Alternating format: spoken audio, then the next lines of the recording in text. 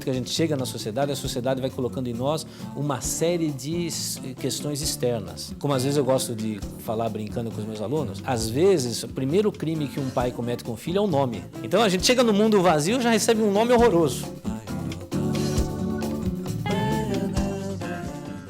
Olá, o Contraponto está de volta e hoje temos a honra de entrevistar o desembargador Luiz Antônio Risato Nunes, desembargador do Tribunal de Justiça de São Paulo. Tudo bom, desembargador? Tudo bem, Roberto? Como É um vai? prazer tê-lo aqui conosco. Obrigado, o prazer é meu. Desembargador, o Código de Defesa do Consumidor veio realmente para ficar? Ah, não há dúvida alguma. O Código de Defesa do Consumidor é uma lei, como se diz no Brasil, uma lei que deu certo, uma lei que pegou. E do ponto de vista da legislação, você sabe, o Brasil sempre foi um importador de leis. Nós fomos catequizados, colonizados e copiamos muitas leis. O Código de Defesa do Consumidor é a primeira lei brasileira de exportação. É uma lei que foi exportada para a América Latina inteira. A Argentina literalmente copiou o Código de Defesa do Consumidor, o Paraguai, o Uruguai. Há projetos com base no nosso código na Europa, na França, na Itália, inclusive nos Estados Unidos. Então, o Código de Defesa do Consumidor é uma lei muito bem feita e que modificou completamente o mercado de consumo brasileiro, trazendo regras que hoje são cumpridas mais ou menos de forma adequada. E você acha que foi mais uma necessidade da sociedade ou uma excelência na elaboração que o fez ter esse sucesso todo? Na verdade, assim, não se compreende um mercado de consumo capitalista no século XX, da segunda metade do século XX para cá, sem uma lei de proteção ao consumidor. Então, o Brasil precisava de uma lei que protegesse o consumidor. E ela veio num momento importante, que foi em 1990, depois da Constituinte de 88. O parlamento não tinha feito nada muito importante para o país e ela acabou surgindo ali num espaço que se esperava surgisse mesmo uma lei de proteção ao consumidor. Foi inspirada em parte naquilo que existia de mais moderno nas diretivas da Comunidade Europeia, também nas normas de proteção ao consumidor dos Estados Unidos, que são consuetudinárias, são costumeiras, e acabou dando certo, entrou no espaço que precisava vir. Por isso que o Código de Defesa do Consumidor se diz hoje é o Código da Cidadania. Bom, do jeito certo e no momento certo. Exatamente. E o senhor é autor de vários livros, dentre eles temas jurídicos, filosóficos, contos e romances. O que mais lhe dá prazer em escrever?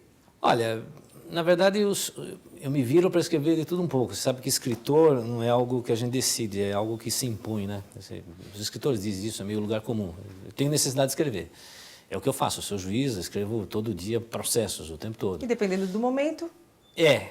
Mas eu tenho uma vontade muito grande de publicar, como eu sou doutor em filosofia, e eu gosto muito da parte da filosofia, da psicologia, eu gosto muito de literatura, de cinema. Os meus cursos de direito são fundados em mais da metade do tempo, meus alunos têm que ler livros de literatura, de filosofia, assistir filmes, então eu trabalho muito em cima disso. E isso acabou dando a vontade em mim de publicar e escrever outros livros. Eu escrevi 2 romances já publicados. E eu devo dizer que são prazeres distintos, né? Quando eu escrevo um livro técnico, me dá um prazer adequado. E, claro, a poesia, o romance tem uma inspiração diferenciada. A gente mexe com a alma de um outro modo. Mas o direito também preenche a alma da gente, porque a gente está falando de justiça, dos direitos das pessoas, daquilo que as pessoas têm, podem perder, podem garantir. Então, tudo me dá uma forma de prazer. Um poeta. Enfim, é uma maneira de tratar a linguagem, vamos dizer assim. Que bom, uma ótima maneira de tratar a linguagem. O que eu posso dizer é que essa linguagem, assim, essa possibilidade de falar essa linguagem mais ampla, especialmente da filosofia, me permitiu tratar o direito numa linguagem mais simples. Aliás, exatamente a minha próxima pergunta. Entre a toga e a poesia, diga-nos, o espírito poeta liberta o juiz? Eu acho que ele ajuda o juiz a se comunicar de forma mais adequada. Não só o juiz, como o professor de direito. Os meus livros eu escrevo tentando fugir do juridiquês, eu escrevi de uma forma bastante simples, direta, não há necessidade alguma de se complicar. O que a filosofia ajudou em mim foi isso, foi transformar a linguagem jurídica nos meus textos em algo mais comunicado de forma direta. Tanto que eu até hoje escrevo, eu tenho coluna no Terra, tenho coluna no Migalhas, e eu ali tento fazer sempre uma transposição dos pensamentos ou jurídicos ou filosóficos numa linguagem direta para o público entender. O senhor até escreveu para crianças também, né? Nós vamos falar sobre isso já já. Também é verdade, também é verdade. A filosofia nisso me ajudou bastante. E, desembargador, é a objetividade do magistrado, não endurece a alma poética? Não, muito ao contrário. Eu acho que o magistrado que tem uma alma poética, ele está muito próximo do sentido de justiça. Ele tem dentro de si um elemento que o impulsiona a ser justo no caso concreto. Na hora de escrever o voto, ele tem que escrever de forma objetiva e clara, mas o sentimento dele de justiça é importante. Como eu sempre digo, acho que o magistrado, ele mais cedo ou mais tarde, ele vai dar uma decisão que vai causar um constrangimento, um dano a alguém, para alguém cometer um delito, não é? O importante é ele fazer isso com digamos, com a concretude que o ato leva a ele sentir isso. O magistrado ele tem que sentir o peso da sua decisão. E eu acho que nesse aspecto o fato de eu, por exemplo, eu particularmente estar muito ligado na questão da filosofia me ajuda muito, porque todo caso para mim é importante. Todo caso que eu decido faz com que eu reflita de forma muito ponderada e muito severa sobre o assunto. E depois, na hora de escrever, a linguagem tem que ser objetiva, não há dúvida alguma. E é fácil fazer poesia? Poesia... Um poeta como o senhor né? Não, eu não sei assim, se é fácil ou se é difícil, porque a poesia, a verdadeira poesia não tem nenhum limite, nenhum a priori, nenhum a posteriori. Né? Os poetas, eles colocam no papel e a coisa simplesmente viaja, sentem. flui, exatamente. Não é? Então não é ser fácil ou ser difícil, é, digamos assim, ter essa inspiração de colocar numa linguagem poética. E, inclusive, a revisão do trabalho poético é sempre complicada, porque ela sai e a revisão pode estragar a comunicação. Como a poesia quer fazer uma crítica da linguagem corrente, conhecida, ela pode ser absolutamente livre, deslocada. Licença então, poética. Totalmente, exatamente. Né?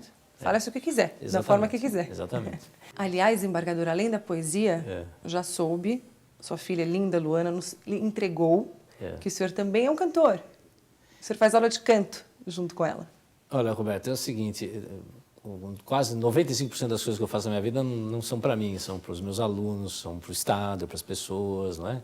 E eu reservo algumas coisas para mim, que é a convivência com minha filha, com meu filho, e umas coisas pessoais minhas. Uma que é estudar canto, que eu faço há anos, e outra que é correr, que eu faço há anos. Não é? Eu já tive o prazer de fazer uma maratona, por exemplo. Correr também? Então, também.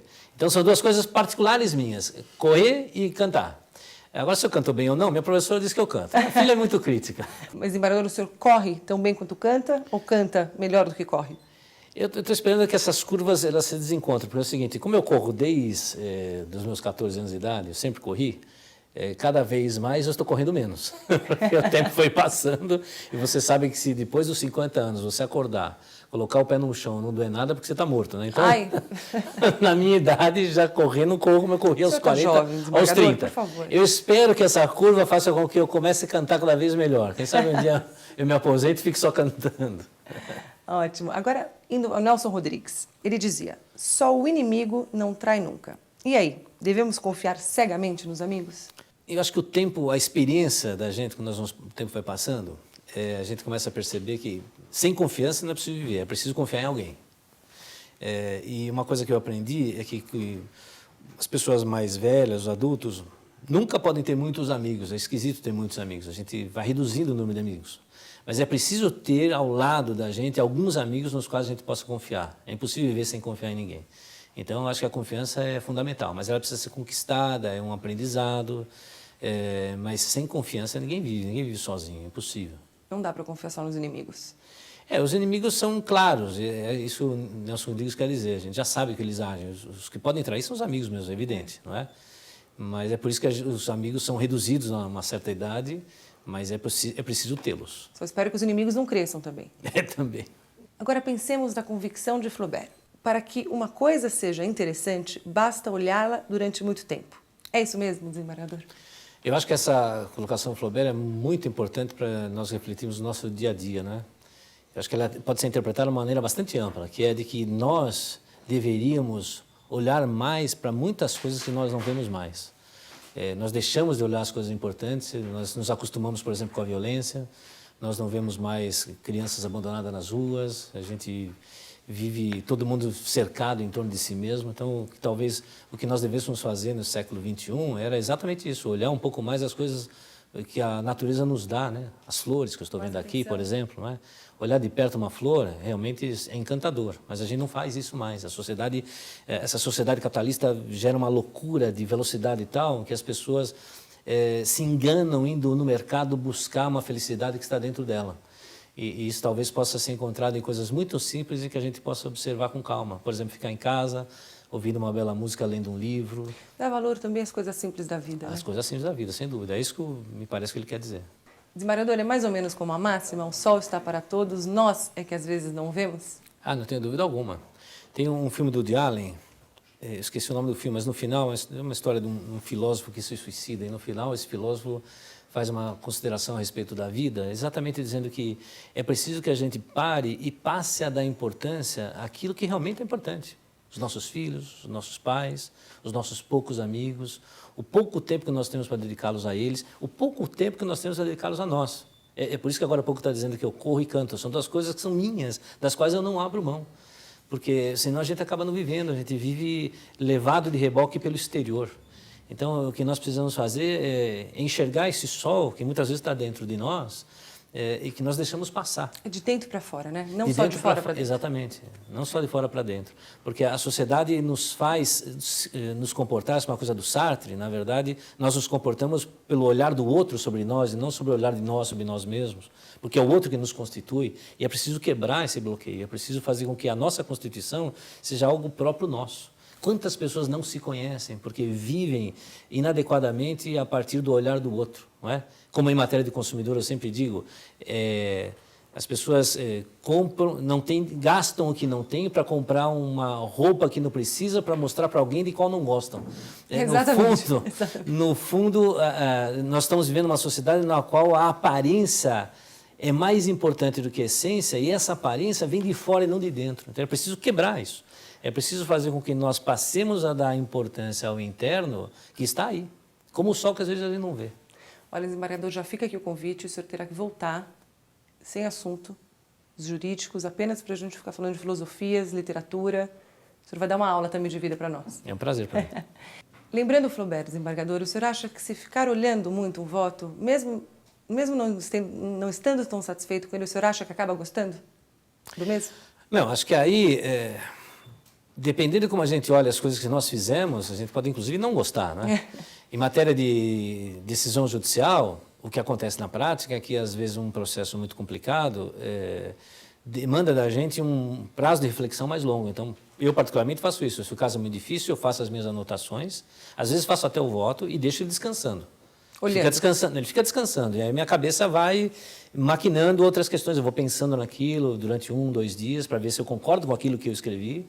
Faço isso 2 ou 3 vezes quando eu tenho dúvida, para depois reforçar. E eu posso mudar, inclusive, de ideia, como já aconteceu. Aconteceu da gente olhar melhor e falar, não é assim. Como acontece em relação a textos que a gente escreveu muito tempo atrás. Isso acontece. Depois de um certo tempo, a gente pode, inclusive, mudar o foco, porque o que acontece com imagens congeladas, porque acho que o Flaubert está falando de imagens vivas. Sim. Ele está falando da natureza, está falando dos rios, dos mares, está falando das plantas. Mas imagens congeladas, como, por exemplo, palavras em folhas de papel, elas, quando o próprio escritor vai ler o que escreveu, depois de muito tempo, o que acontece é que o escritor mudou. As palavras continuam as mesmas, ele mudou. Ele leu outras coisas, aprendeu outras coisas, teve outras experiências. A alma dele evoluiu, ou não, mas a alma dele modificou-se. E quando ele vai ler o texto que ele mesmo escreveu, às vezes ele nem se identifica, ele fala, nossa... Quem escreveu? Exatamente. Porque ele mudou. Nós mudamos o tempo todo sem parar. Quer dizer, nós mudamos e a natureza muda, esse movimento é o que aparece ali me parece na colocação de ficar olhando o tempo todo, mas em movimento. Mas o texto congelado, ele tem um tempo próprio. Às vezes ele é muito adequado 10 anos antes e inadequado 10 anos depois. Resumindo, poderíamos dizer que o olhar de Flaubert é o pensar na magistratura? Eu acho que ele é o movimento da essência, às vezes não refletida, parece. Ótimo, desembargador. Agora nós iremos para um pequeno intervalo e voltamos já.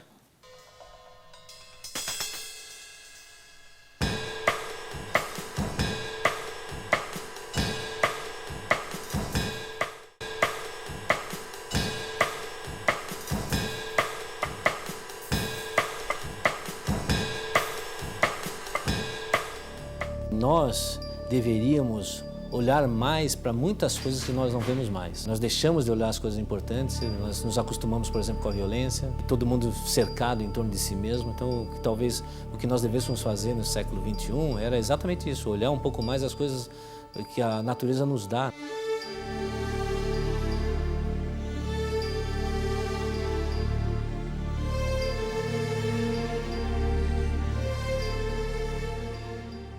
Dr. Risato Nunes, voltemos ao direito. Cobrar cheque pré-datado antes da data gera direito à indenização por danos morais?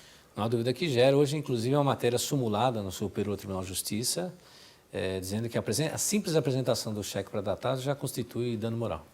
Porque, na verdade, o cheque pré-datado é uma invenção brasileira. Algumas invenções interessantes no Brasil. O cheque pré-datado é uma invenção brasileira que vem lá de uns 30 anos atrás, uma época de problemas de crédito, em que o mercado inventou essa maneira barata de fazer financiamento, não é? Porque você evita pagar juros para os bancos, entrega um cheque para pagamento 20, 30 dias, 60 dias depois. Então, uma invenção brasileira. O que na prática é um cheque pré-datado? É um contrato, normalmente um contrato verbal, no qual o comerciante garante a entrega ao banco daquele cheque na data combinada, aprazada, escrita lá no cheque. Então, o cheque pré-datado ele só pode ser apresentado no dia combinado porque está estabelecido no contrato. Ou por escrito, porque hoje em dia se faz até recebi cheque pré-datado para as datas tais, aí você tem um contrato escrito, ou verbalmente, no balcão mesmo. Olha, eu vou apresentar cheque daqui a 60 dias. E mesmo sendo feito só verbalmente, também... Mesmo sendo feito só verbalmente, se o comerciante apresentar antes, você está quebrando o contrato, está violando o direito do consumidor. Com consequências, porque se o consumidor passa um cheque pré-datado, ele está planejando, por exemplo... Aquele pagamento para daqui a 30 dias? Para depois 40, do 13º. Vai comprar presente de Natal hoje para pagar depois do 13º. Se o comerciante apresentar antes, não vai ter fundo, o cheque vai voltar, vai gerar danos ao consumidor. Então, hoje a matéria é absolutamente pacífica no Poder Judiciário. Ótimo, bom saber. Desembargador, falemos agora da livre expressão artística. Dizem que ela tem mão e contramão. Mas onde estaria a faixa de pedestre que atravessa essas duas pistas? Ou seja, a polêmica? Esse é um tema que começa a ser debatido muito recentemente no Brasil. Em primeiro lugar, é evidentemente que a liberdade de expressão de opinião é garantida no texto constitucional brasileiro livremente para qualquer pessoa. As pessoas podem expressar a sua opinião. Uma coisa é expressar a opinião, a outra é transformar esta opinião em algumas situações que envolvem elementos culturais e comerciais. Então, por exemplo, quando se trata de publicidade, o publicitário ele não goza de liberdade de expressão ampla, porque o publicitário ele só pode falar sobre o produto e o serviço que ele está vendendo. Então, é uma comunicação de segunda mão, ela diz respeito ao produto e ao serviço. Específica. Especificamente. Então, neste caso, por exemplo, o publicitário ele está limitado ao real produto e real serviço. Então, existe uma limitação.